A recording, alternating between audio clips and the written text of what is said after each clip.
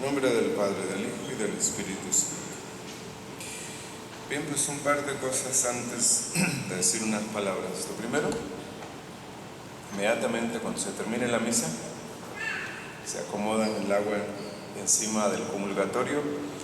Los que no quepan se ponen atrás. Y luego ya cuando se le ponga la sal al agua, se acomodan los que estaban atrás. Lo segundo es que para estar en misa, para cumplir con la obligación de estar en misa, tiene uno que estar aquí para el Evangelio. Si uno llega después del Evangelio, ya no estuvo en misa. Hay que estar aquí a tiempo. Y lo último es que en estos lados del sur y del norte de la iglesia tenemos los dos ventiladores principales de la iglesia. Y como están cerca de las puertas, por ahí se sale el aire. Entonces, entre menos se utilicen las puertas de los lados, mejor. Porque ustedes no tienen idea de lo caliente que se pone en la iglesia para las 12 o las 2 de la tarde. Que la gente que viene a esa misa pues hace un sacrificio muy grande. Entonces, si salen por los lados, no mantengan las puertas abiertas por largo tiempo, o de preferencia, si pueden, entrar por la puerta de enfrente. Muy bien, pues esta semana apareció esta noticia en Guadalajara, en una ciudad de Guadalajara, que una hostia que estaba expuesta en el sagrario, apareció sangre en la hostia. Y al momento, pues el párroco llamó todo el mundo, ¿verdad? Y ya pues tuvieron que mandar traer a la policía para controlar a la gente y tener que cerrar la iglesia, ¿verdad? Entonces, no entiendo cuál es la idea de tener esa curiosidad morbosa de querer ver milagros para tener fe, cuando cada domingo, en cada misa, Cristo está presente con su cuerpo y con su alma, con su divinidad, con su sangre. ¿Cuál es la idea de tener que ver cosas extrañas? Si nosotros sabemos que Él está aquí presente, bien podemos venir cualquier día y hablar con Él y arreglar con Él nuestros asuntos y adorarlo y pedirle cosas. Pero esperar a que cosas extrañas sucedan o hacer un alboroto de algo que está todos los días allí y que no lo vemos por la falta de fe, es otra cosa. Es otra cosa. Sí. Entonces es muy importante entender eso, que la curiosidad no manifieste en nosotros esta falta de fe que tenemos en las cosas comunes, ordinarias, en las que Dios se nos manifiesta todos los días. Todos los días.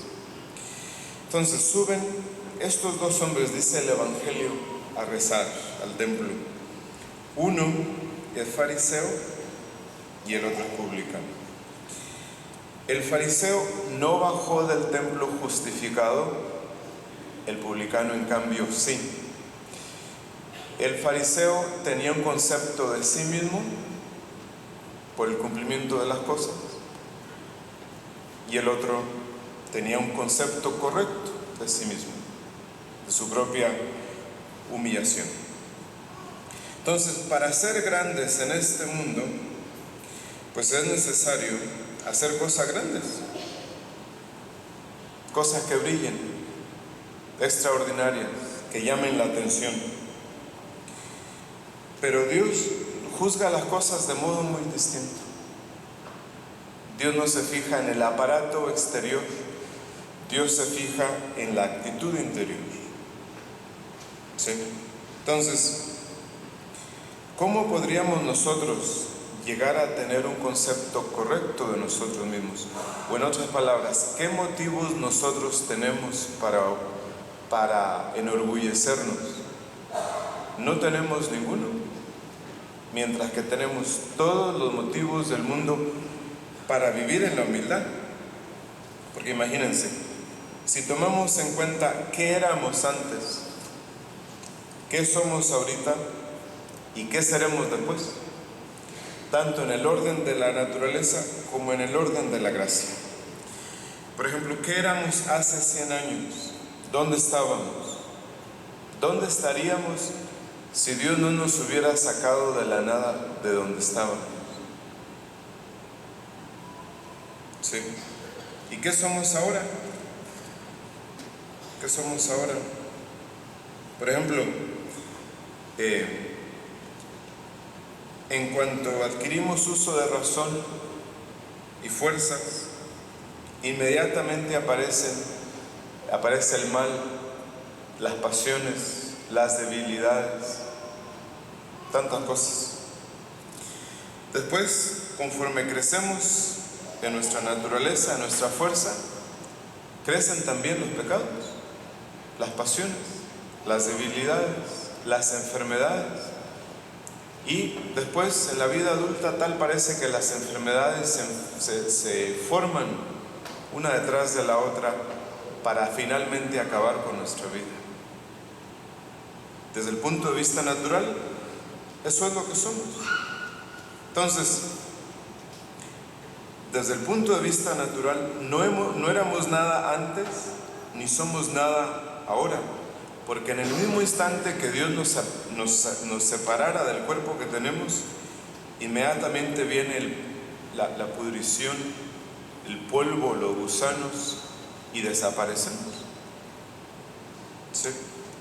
Entonces, sería el colmo el vanagloriarnos de algo que en un momento puede desaparecer. ¿Qué somos en el nivel de la gracia? Apenas pusimos un dedo fuera de este mundo y ya somos culpables. ¿Sí? Ahora, los grandes de este mundo pues piensan y dicen ¿de dónde vienen? ¿Qué apellido tienen? ¿O de qué país vinieron? ¿Verdad? Cuando en el fondo nosotros sabemos que nacimos de Adán, el primer traidor. Somos hijos de un criminal, todos traemos por dentro la sangre de un criminal, corrompida por el crimen, por la desobediencia, por la tendencia al mal.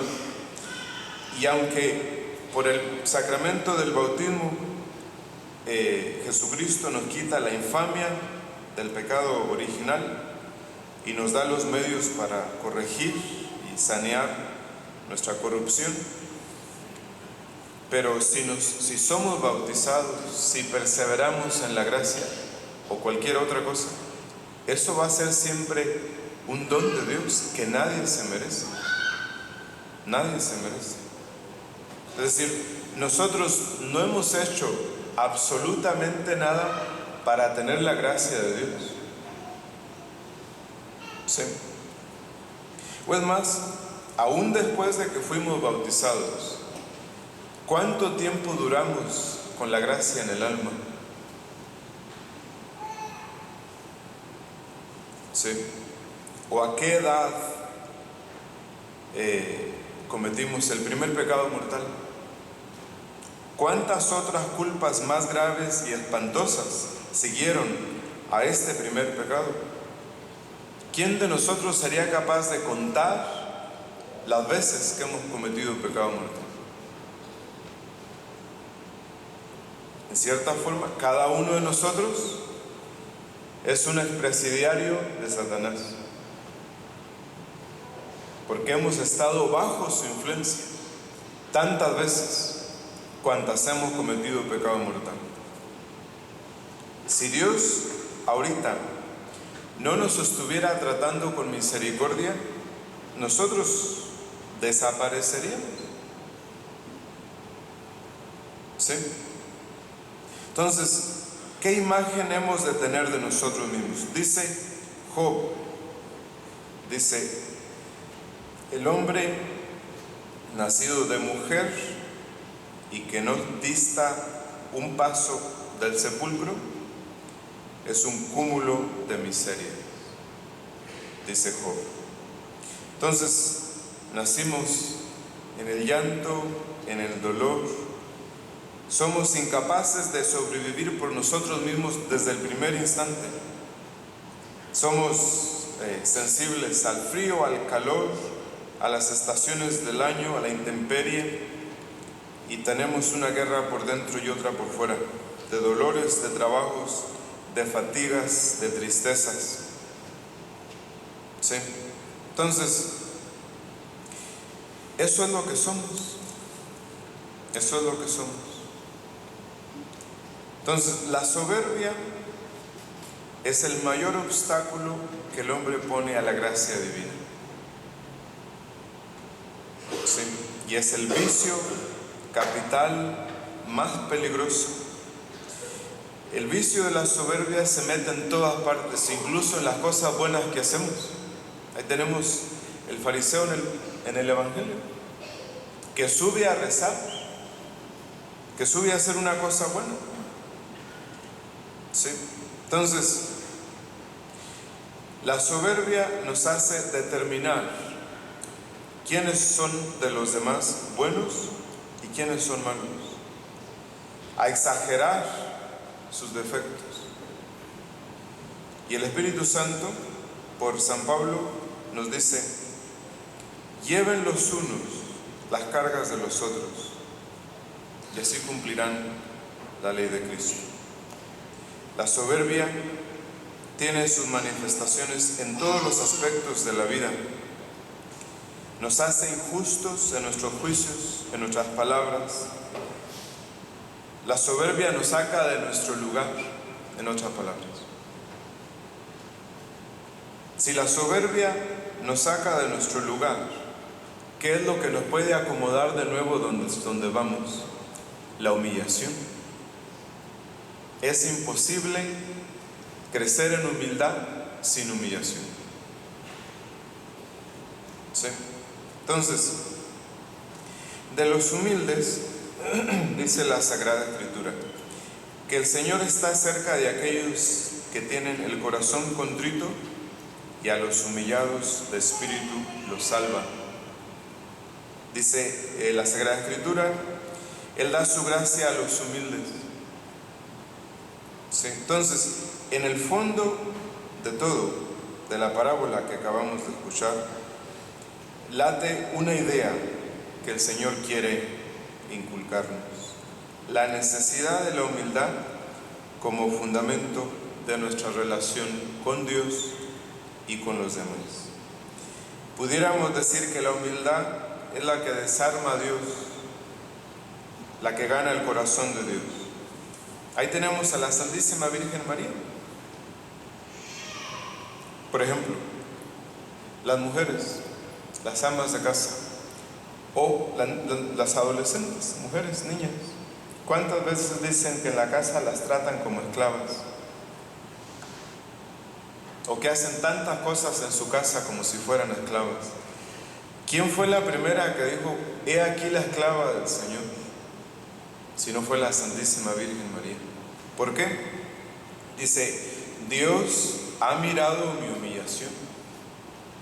Si nosotros queremos que Dios se fije en nosotros, que esté de nuestro lado, que nos levante del polvo de donde estamos y que nos eleve, nos exalte, nos lleve a la gloria, hay que ubicarnos donde somos, donde debemos estar.